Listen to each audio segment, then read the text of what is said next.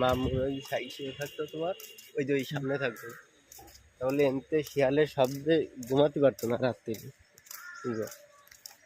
গোয়ালখালী কবরখানা তো সব ভরাট হয়ে গেছে, ভরাট মানে স্পেস নাই।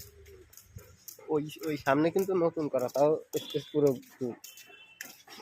জায়গা কেনা লাগে মাটি দিতে হলে, জায়গা কেনা সিস্টেম না, ঢাকাতে তো জায়গা কিনা লাগে। ওই তো জায়গা কিনা লাগে এক কোয়ালিটি।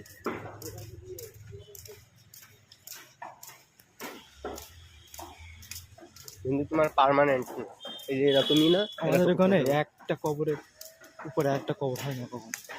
এই তো জায়গার অভাব নেই, এটা সিটি অঞ্চলে এই তো।